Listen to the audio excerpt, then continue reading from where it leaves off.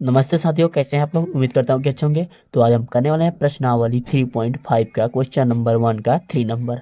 तो चलिए question start करने से पहले आप लोग मेरे चैनल गुरुकुल मैट्रिक 2024 को सब्सक्राइब तथा वीडियो को एक लाइक जरूर कर दीजिएगा। तो चलिए हम क्वेश्चन को पढ़ते हैं और इसको सॉल्व करते हैं। यहाँ पे दिए हुए प्रश्न संख्या 1 में निम्न रैखिक समीकरणों के युग्मों में से किसका एक अद्वितीय हल है, किसका कोई हल नहीं है, या किसके अपरिमित रूप से अनेक हल हैं। यदि अद्वितीय हल की स्थिति में उसे ब्रज गुणन विधि द्वारा हल ज्ञात करें। तो दिए हुआ क्वेश्चन नंबर 3 में हमारा कुछ समीकरण है, उसको अब हल करते हैं। तो यहाँ पे सबसे पहले लिखिएगा आप लोग हल। यहाँ पर हल लिखने के बाद क्वेश्चन का हल स्टार्ट कर देंगे। तो लिखेंगे, अब पहले समीकरण को डाल लेंगे। तो हमारा समीकरण है 3x minus 5y is equal to 20। समीकरण नंबर 1 इसको मान लेंगे, तथा उसी प्रकार 6x minus 10y is equal to 40 इसको समीकरण नंबर 2 मान लेंगे।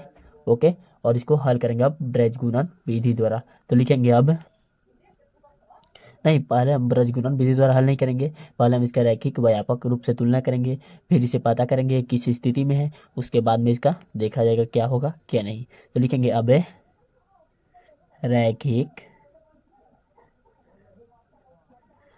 व्यापक रूप से तुलना करने पर, चलिए देखते हैं इसका रैखिक व्यापक रूप से जब तुलना कर देंगे तो हमारा क्या प्राप्त होगा।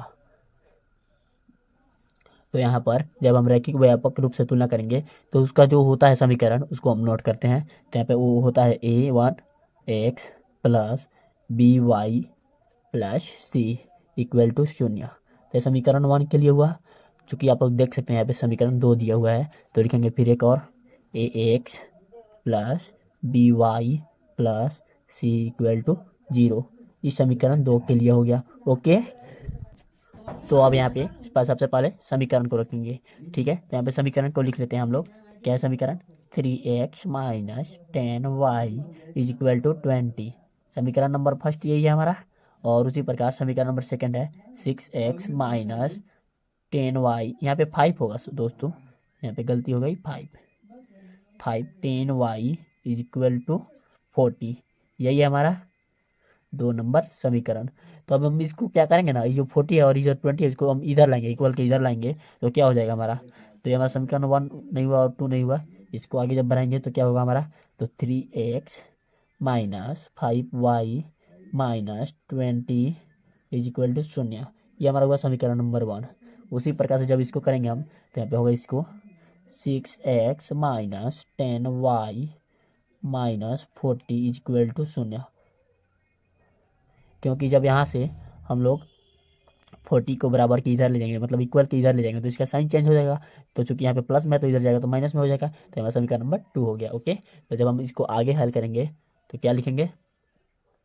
तो आप लोग जानते हैं कि रैखिक समीकरण में व्यक्त करने के लिए हमें a1 a2 का प्रयोग लेना होता है। तो यहाँ पे a1 हो जाएगा समीकरण 1 के लिए, यहाँ पे फिर b1 हो जाएगा और यहाँ पे c1 हो जाएगा। उसी प्रकार से समीकरण 2 के लिए हम लोग a2 b2 और c2 को रख लेंगे। ओके, तो जब हम इसको आगे हल करेंगे तो हमें क्या प्राप्त होगा। तो यहाँ पे आप लोग देख सकते हैं कि यहाँ पे x है लेकिन 3 है यहाँ पे, लेकिन यहाँ पे a1 है। तो आप लोग समझ सकते हैं कि a1 के स्थान पर 3 होगा, उसी प्रकार b1 के स्थान पर -5 होगा और c1 के स्थान पर -20 होगा। तो हम लोग सबसे पहले a1 a2 और b1 b2 का मान निकाल लेते हैं। तो यहाँ पे लिखेंगे a1 equal to a1 a2 b1 b2 c1 और c2 इक्वल टू करेंगे तो इसका मान हम लोग रख लेंगे सबसे पहले। तो यहाँ पे आप लोग देख सकते हैं कि a1 का मान कितना होगा, समीकरण 1 के हिसाब से 3 होगा। उसी प्रकार से b1 का मान कितना होगा -5 और c1 का मान कितना हो जाएगा -20। और जब हम इसको हल करेंगे a2 वाला, तो यहाँ पे a2 का मान कितना हो जाएगा तो 6 और b2 का मान कितना हो जाएगा तो -10 और c2 का मान कितना हो जाएगा हमारा तो -40। तो यही आ रहा है हमें। तो जब हम इसको आगे हल करेंगे तो हमें इस रूप का लाना होगा कि a1/a2 b1/b2 और c1/c2 का रूप का आ जाए। तो लिखेंगे a1/a2 B1/B2 is equal to, यहाँ पे इक्वल टू होगा C1/C2। तो जब हम इस रूप का लाएंगे तो यहाँ पे आप लोग देख सकते हैं A1 का मान कितना है, तो 3 है। उसी प्रकार B1 का मान 6 है। तो यहाँ पे जब 3 से 6 जाएगा तो यहाँ पे 1/2 होगा कि नहीं, इक्वल टू B1 का मान कितना है, -5, और उसी प्रकार B2 का मान -10। तो माइनस माइनस आपस में कट गया, और 5 से 10 कितना बार में जाएगा, तो 2 बार में। तो यहाँ पे भी 1/2 बचा हमें। उसी प्रकार जब हम आगे करेंगे तो यहाँ पे C1 का मान कितना दिया हुआ है, -20। तो -20/-40, C2 का मान 40 है। तो यहाँ पे जब हम माइनस माइनस कट जाएगा आपस में, और 20 से कितना बार में जाएगा, 2 बार में हमारा चला जाएगा 40। तो कट जाएगा, तो 1/2 यहाँ पे भी बचा। तो आगे लिखेंगे तो क्या बचेगा हमारा, तो यहाँ पे 1/2 इक्वल टू, यहाँ भी 1/2 है, तो 1/2 इक्वल टू 1/2। जब हमारा तीनों जगह 1/2 बचा तो हम लोग क्या लिख सकते हैं यहाँ पर इसको, तो यहाँ पे हमारा तीनों बराबर है, तो हम अतः लिख सकते हैं यहाँ पे A1/A2 is equal to B1/B2 is equal to C1/C2। क्योंकि यहाँ पे आप लोग देख सकते हैं तीनों बराबर हैं, तो यहाँ पे ए भी बराबर हो गया। तो आप लोग जैसे कि पहले वाले वीडियो में देखे होंगे कि हम एक सारणी लेकर आए थे, जो जब तीनों बराबर हो तो क्या होता है हमारा, तो हमारा होता है अनेक हल। इसका आप लोग को सारणी हम दिखा देते हैं। यहाँ पे यही सारणी था, आप लोग को पहले वाले वीडियो में लाए थे, जो कि यह दर्शाता है कि जब A1/A2 is not equal to B1/B2 हो तो हमारा होता है केवल एक हल, यानी अद्वितीय होता है।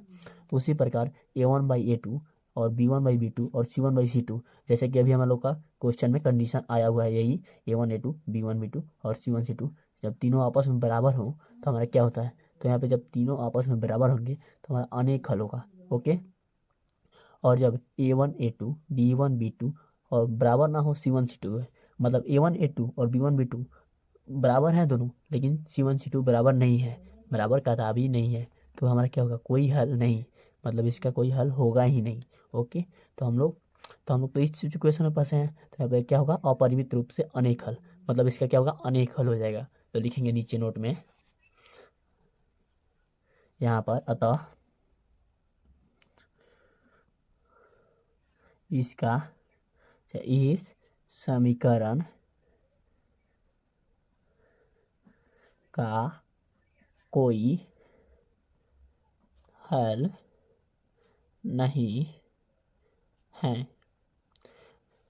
ओके, और हमारा क्वेश्चन में क्या दिया हुआ था, जब अद्वितीय हल की स्थिति हो तो उसमें हम लोग को ब्रजगुणन विधि द्वारा ज्ञात करना था, लेकिन अभी तो यहाँ पे कुछ ऐसा दिया हुआ नहीं है। तो चलिए हम क्वेश्चन को पहले देख लेते हैं क्या दिया हुआ था और क्या हम लोग सिद्ध किए हैं। तो यही दिया हुआ था, अद्वितीय हल की स्थिति में उसे ब्रजगुणन विधि द्वारा हल ज्ञात करें, लेकिन हमारा तो अद्वितीय हल आया नहीं है, हमारा तो आया हुआ है कोई हल नहीं, मतलब इसका कोई हल नहीं है। तो यही हमारा सिद्ध हो चुका है। इसका मतलब यही है ना कि जब यहाँ पे आ गया है समीकरण का कोई हल नहीं है तो हमारा यही सिद्ध हो चुका है। तो उम्मीद करता हूँ या फिर आशा करता हूँ कि दोस्तों आप लोगों को वीडियो अच्छी से समझ में आई होगी। हम तो अपनी तरफ से अच्छी कोशिश की आप लोगों को समझाने के लिए। तो हमारा चैनल को सब्सक्राइब कर लीजिएगा, वीडियो बनाने में मेहनत लगती है तो उसको भी एक लाइक कर दीजिएगा, ताकि आप लोगों को आगे वीडियो का नोटिफिकेशन सबसे पहले पहुंचे और आप लोग हमारा सबसे पहले वीडियो देख पाएँ और अपना ज्ञान बढ़ाएं। तो चलिए मिलते हैं फिर अगले 2 वीडियो में, तब तक के लिए बाय हमारे साथियों।